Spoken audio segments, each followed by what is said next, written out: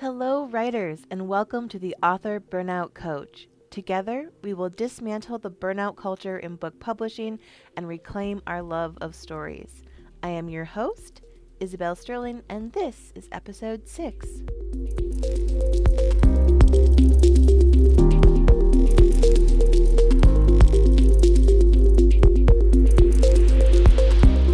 Hi, friends. After last week's episode about the Minimum Enoughness Measure, I received some questions, a lot of questions, and they pretty much boil down to some variation of one of these two. One, how am I supposed to trust myself to finish a book if my mem is so low? Or, if I let myself rest whenever I want, I don't think I'll write ever again. And I hear you. I had a lot of these exact same concerns when I first started doing this work. For basically our entire lives, we've been conditioned to believe that the only way to get a lot done is to shame and pressure ourselves. And you think about, in school, if you don't do your homework, you get in trouble, right? Turns out, though, it's actually the opposite. I've gotten so much more done on my book and have been creating a higher quality of story too ever since I set this mem. And I get to feel more rested and inspired. The way this works is about cultivating self-trust and being able to not be in this constant spin out of, oh no, like if I don't sort of follow this external thing, then I'm never going to finish stuff. At some point during our child or teen years, we start receiving messages that equate play and rest with laziness, and we are expected to feel shame for being unproductive, as if suddenly this inherent worth that we had as babies, when we got to just lay around and exist and eat and poop, and everybody thought we were the most amazing thing ever. All of a sudden, now that worth we're told is now conditional on our ability to complete a certain number of tasks or to create a certain amount of success. So we have to do these things to feel good enough. Except no one can really agree about what is the right amount of achievement. So we end up in this cycle of thinking we're never doing enough, and then we pile on more shame to try to achieve more and more and more. And we ignore our body's requests for rest, and we ignore the signs that we're doing, too much. And then we end up so burnt out that we can't actually do anything. So here's the sort of twist on this. It was never the shame itself that was motivating us. What we were actually working to do was to escape the shame and then finally find some relief. But when we have this sort of like shame relief cycle, it completely fucks with our nervous system. So your body starts sending up these signals asking you like, please slow down, please give me some rest. When we ignore that because we're so desperate for relief from the shame, it just sort of perpetuates this cycle. And the thing is, the body does not like to be ignored. I think as a society in general, we've gotten pretty disconnected from what our bodies are asking for. But every time you ignore these messages, every time you shove down an uncomfortable feeling, your body thinks, okay, well, I have to yell louder because obviously this person is not listening to me. Then you shame yourself, and then you work to get relief, and you feel exhausted, and then you shame yourself for being lazy, for not working, so you work to get relief, and then you end up so worn out that you now can't do anything, and you sort of like zone out with Netflix for 6 hours, and then the cycle starts again tomorrow. This is not a recipe for a sustainable writing practice, my friends. I kind of say this in every episode, but it bears repeating because if you're anything like me, you're like, oh no, shit, now I'm doing this thing to myself. I'm an asshole. This is not an excuse to then turn around and berate yourself if this pattern that I've just described sounds really familiar. We do this not because we were sort of born thinking that we need to do this. This is part of that patriarchal software that gets installed in our brains before we're aware enough to opt out. This shame relief cycle that was learned, which is good news because then we can unlearn it and then reconnect, install some new software, reconnect with what actually opens up our creativity and motivates us to write stories. And a big part of that is self-trust and a lot of the sort of more positive feelings of curiosity. I think as writers, we're all very curious, and that, when fed, we feed the curiosity and you feed the trust. That is what spins out the most beautiful stories. So there are two components to creating better self-trust with ourselves, and those are the mind and the body. And we're going to start with the body because this is the part we most often ignore. At least it was for me. This is newer work to me. And also because when we are sort of in the midst of the really intense kind of emotions, that is the time to focus on the body and not try to think our way out of it. So recently, I was coaching somebody at the Query with Confidence workshop that I did with Pipeline. And the writer who volunteered to be coached wanted some help getting past this sort of intense freeze that would happen whenever they wanted to try to finish up a writing sample so they could send it to an industry professional who had requested it. Part of my coaching with her was to stop trying to get rid of this fear and stop sort of expecting that freeze response to not happen. Because what was happening in that moment is the nervous system, it is sensing a threat, and it opens up that fight or flight or freeze response. So in this person's case, the freeze. So when that happens, one of the worst things you can do is try to shove it down and just pretend it's not there, or muscle through it. Muscling through our emotions is a very sort of masculine, patriarchal, oh, I'm just going to fight this and win it. This is not the time for that. So this is where we need to feel it in our bodies. Before I teach you how to do that, I do, again, want to make sure that I know that we don't want to jump straight to talking ourselves out of whatever this feeling is. That counts as shoving it down. This might sound a little counterintuitive coming from a coach who loves thought work and changing our thoughts to, create better results. But that only works once we've dealt and experienced the initial feeling. Thought work isn't a way to just sort of bypass the human experience. And the way this might look is if you start to try to counter your feelings with, getting the rejection isn't going to kill me, which is true. But if you try to jump straight to that without taking a moment to acknowledge that your body is giving you a warning, when you don't acknowledge it, it doesn't get resolved. And it's like shoving one of those inflated balls or a balloon or something under the water. I don't know if you ever did this as a kid, sort of put your belly on a balloon and try to put it under the water and push it down. And it's hard to hold it under the water, and eventually it bursts back to the surface and sort of makes a big splash. So the emotional equivalent of this is you're shoving down the emotions, and then when they come up, finally, they're so jacked up that it feels completely overwhelming. And when we do this over and over, this is a big part of what leads to burnout. So in this coaching session, I told the writer that if they could acknowledge the fear, if they could name it and describe it and sort of see where it was showing up in the body, allow that time, which can be as quick as 60 seconds or, a couple of minutes, the fear then dissipates and then allows room for you to make the thought shift that helps you get into action. And during our conversation, at one point, they say, okay, so is it really just as simple as feeling my emotions? And there was this little doubt in their tone, which is totally understandable because we take everything to the extreme, I feel like, especially as creatives.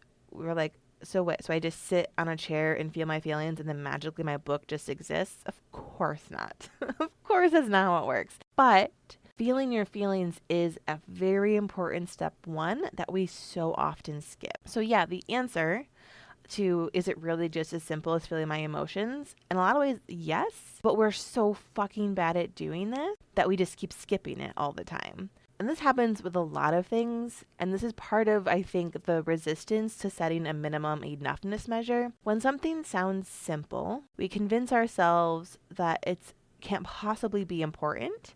And therefore, if it's not important, we don't have time for it, so we just don't do it. So we don't feel the emotion, we shove it down, and then we try to keep writing, not realizing that's going to come back to bite us in the ass, a few hours, days, weeks later. And when we do actually sit there and let ourselves feel the fear. We have this habit of then, just slathering on some extra shame because, now we're so emotional and, we're getting upset over something that's so small and there's people in the world with much bigger problems. Again, you could argue that some of those are true, but they're not fucking helpful. Invalidating your feelings never actually serves you or your dreams or your goals. Just fucking doesn't. So the next time you're sending out a query letter or you're sending your editor a new draft of your book and your nervous system is like, danger, danger, danger, give yourself a minute or two to feel that feeling. Name it. Is it nervousness? Is it anxiety, fear, shame? Is it something else? Where do you feel it in your body? Is it centralized, sort of in the trunk of your body? Is it out in your limbs? Is it hot or cold? Is it tense or tingly or heavy? Do you feel this need to cry? If so, cry. There is literally, and I don't know why I do know why, the patriarchy, but we've created this system where it's crying is weakness. But if you actually feel it coming on and say hey, I'm not afraid of you, and you let yourself cry, it can be such a cleansing thing. Which is actually a conversation I have with my spouse, because sometimes my response is to be oh my gosh, I'm having these big emotions. I'm going to cry right now. And my spouse is just don't cry. Just shove it down. I'm no, that's not what we're going to do. Crying isn't a sign that something necessarily is even wrong. It's just your body is having an emotion and it's letting it out. Once you've sort of acquainted yourself with whatever you're feeling in that sort of moment of more intense stress, where you've sent a query letter or you've, done something else with your career, you name the feeling, you feel it, and then say, okay, what do we need right now? And I'm not entirely sure why when I started using the term we when I talk to myself, it just sort of happened and I like it, so I've kept it. And so instead of saying what do you need, what do I need, I just love what do we need right now? And it's kind of there is these two parts of me, and there's this loving maternal part of me that's taking care of the part of me that's scared. And I just find that, I don't know, it's a little bit, I don't know, I just find it super helpful because it's I'm taking care of me in a way that feels very nurturing. So I don't want you to judge what it is that your body is asking for. So if you don't judge it, if you can show the part of you that's scared that this helper version of you will listen and give it what it needs, you start to begin to develop that self-trust. So maybe you need to wrap yourself up in some soft blankies and get into a bed and just be cozy for a few minutes. Maybe you need to go outside and get some fresh air, go for a short walk. Maybe you just need a nice shower, a nice hot shower to reset. Or maybe nourish your body with some food. Maybe you need some solitude, or maybe you just need a good hug. Trust that your body will tell you what it needs. And then when you can provide that, you start to build self-trust. Doing this on purpose and not consciously, subconsciously. There's a difference between, hey, what do we need right now? We really need just to feel cozy and safe. So we're going to go cuddle up in the bed. That's a very different thing from I'm stressed, I'm anxious, I'm just going to shut everything off and hide in the dark. Those are different. So when we're doing this on purpose, we're doing it to provide ourselves comfort and safety. We may get less done sort of in the short term. It may seem like that because obviously a nap or a walk isn't putting words down. But over the long term, caring for yourself, and you end up creating this burnout-proof writing habit, and that allows you to create so much more sustainably over the course of your lifetime, but also on the shorter term, on the month or week kind of term. Because if you think about, just imagine for a second your sort of patterns where you sort of work and work and work, get burnt out, and then you sort of zone out with Netflix for 6 hours, or you find yourself, sort of saying you're not going to nap, and then getting overstressed, and then napping anyways, and then being guilty about napping, and then you sort of spin out all night. Or you see your body needing a rest, you nap for 30 minutes, you get up rejuvenated, and then you work. Now this is definitely something that I am personally currently working on. I was very much a, you'll rest when you're dead kind of a person. Having made these shifts, it feels so much more kind, and I also have gotten way more done.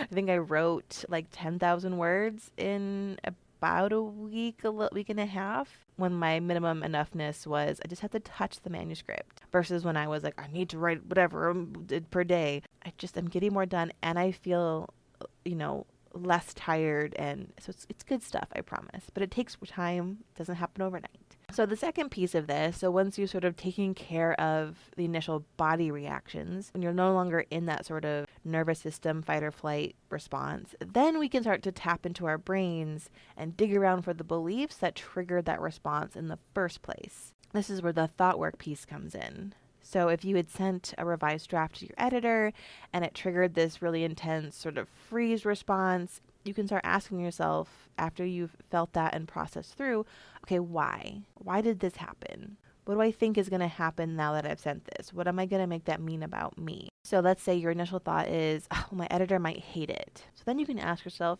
okay, why is that a problem? And then maybe you're like, well, obviously I'll be embarrassed if they hate it. Okay, why? And then you're like, okay, well, if they hate it, that's proof that I'm not good enough and that I'm not worthy and that I'm a fraud and that I tricked everybody and my book is going to tank and my whole career will be over and everyone will judge me. That spin out, that's what you want to find, because there it is. In coaching terms, this is what we call a thought error. And a thought error is simply believing something that isn't true, kind, or useful. So this whole I'm not good enough, I'm not worthy, I'm a fraud. Those are the thoughts that we want to look at so we can start to intentionally shift our inner dialogue. Now, this is tricky as hell. Okay, this is why I have a coach for my own brain. It's why I became a coach for writers. We are very creative people, and I love that about us. But we so often use this amazing creativity against ourselves instead of for ourselves. So I want to help us learn to use our creativity for ourselves.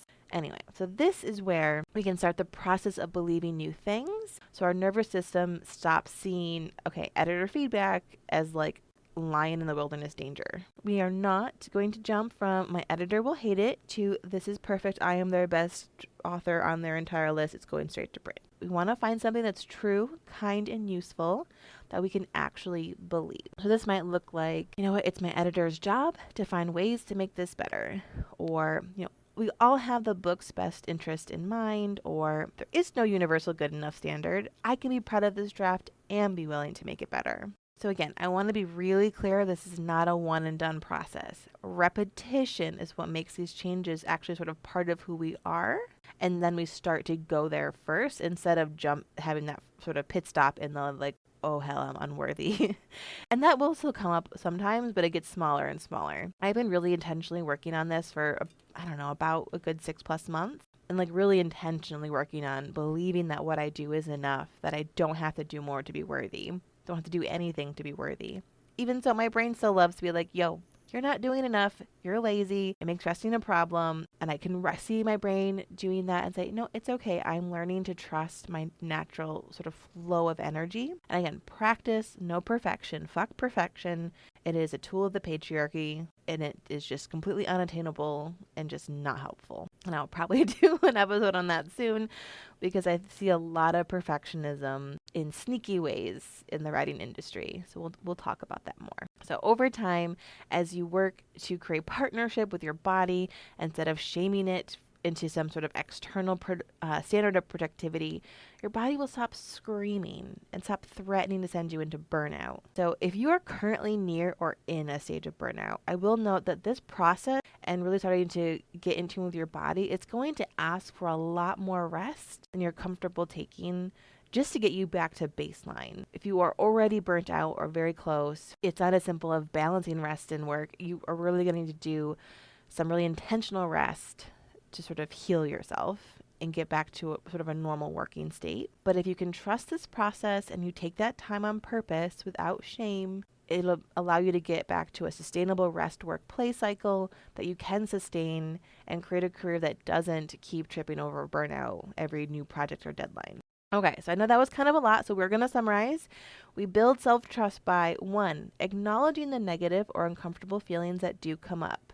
No more shoving shit down. 2, experience the feeling and observe neutrally kind of where it lives in the body. And once you've done that and the feeling has started to lessen, 3, we ask ourselves, okay, what do we need right now?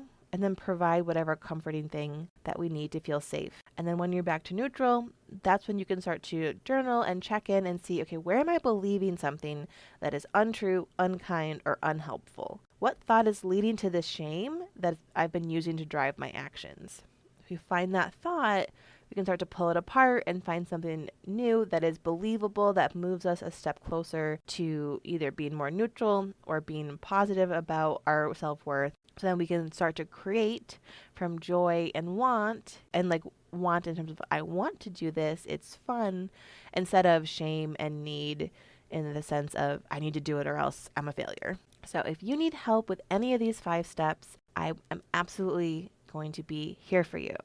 So you can go to isabelsterlingcoach.com and you can check out the different coaching packages that I've created that fit with your career stage, whether it's help finishing that first novel or dealing with chronic burnout. I've got a bunch of different offerings that can help you, really create this trust with yourself so that you can create from love and passion and get that spark back and create a writing habit that is going to be sustainable. So until next time, I wish you all very happy writing and happy rest. Goodbye.